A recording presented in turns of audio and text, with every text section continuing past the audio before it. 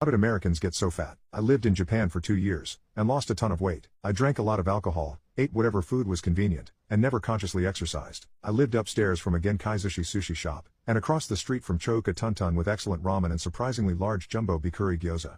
I had a car, but walked and took public transportation because it was more convenient. After 2 years of Japanese life, my BMI was 19, just on the underweight side of healthy. I now live in an American suburb. I track my diet and exercise on apps. I have a home gym with weights, a Peloton exercise bike, and VR boxing subscriptions. I have another gym at work. My BMI is 29, overweight bordering on obese. I've thought about the reasons for this. Why did I get thin without trying in Japan, then get fat while trying to stay thin in the USA? If you were trying to design the perfect obesogenic society to make people fat, you would do 2 things: subsidize low-nutrient foods with a lot of calories, like corn. Use fear, zoning restrictions and tax laws to keep people away from sidewalks, parks, and the gym of life. America does both of these things. Due to the peculiar way Americans select presidents, Iowa has outsized political influence. Iowa also grows a lot of corn, so it's not surprising that American agricultural policy favors corn. Modern varieties of corn, and especially those varieties processed into corn syrup, have calories but not much else. If your body tells you to eat until it senses that you have enough vitamin C, and you eat mostly corn, you'll consume a lot of calories and still be hungry. If your tongue tells you to eat until it has tasted enough, you'll have a lot of corn syrup. On the other hand, traditional Japanese restaurants serve small amounts of carbs, rice or noodles, intensely flavored with small amounts of high-quality protein and fat, fish in sushi or pork slices in ramen. Japanese cuisine is quality over quantity, while common American food is the opposite. It's easier to stop eating after a few bites of intensely flavored carb/fat/protein medley than a few bites of bland fat-free sweetened engineered food.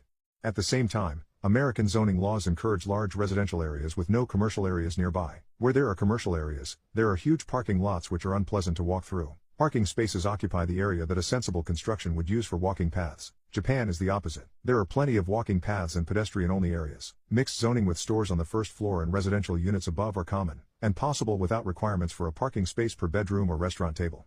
Parking and highway tolls in Japan are expensive, so people are encouraged to walk and take public transportation. Finally, American media encourages people to be afraid of kids getting abducted while walking to school, so they are driven instead. Afraid of the neighbors calling the police because your kids are outside, so kids play inside instead. Afraid of crime on public transportation, so everyone drives instead. Afraid of ticks and mosquitoes and sunburns in nature, so everyone stays inside and watches screens instead. Japan has giant swallow hornets, so called because the hornets are as large as a small bird like a swallow, that kill dozens of hikers a year, but nobody stays out of the mountains because of them.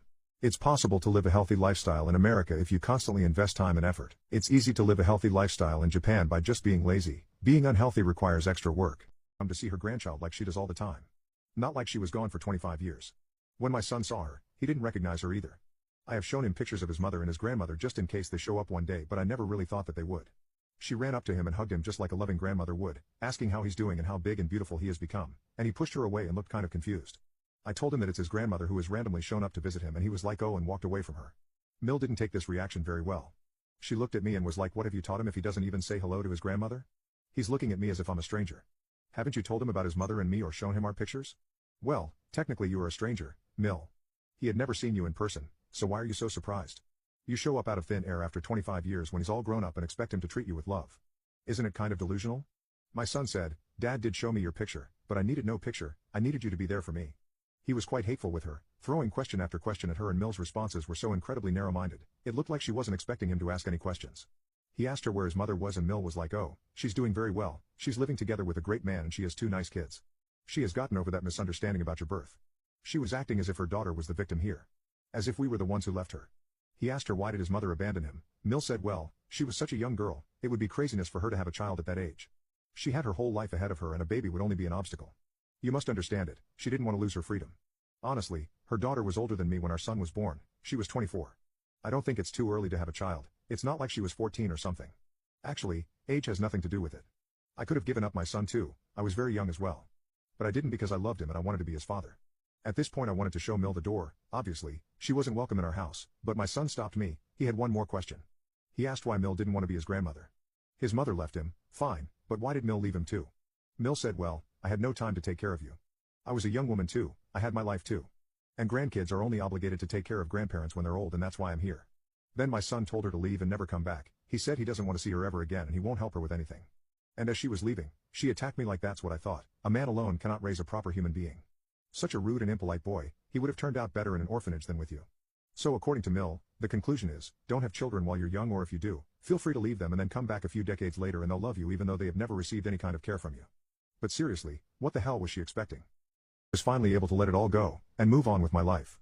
About 6 years after my move I met my now wife, and she had an 11-year-old son.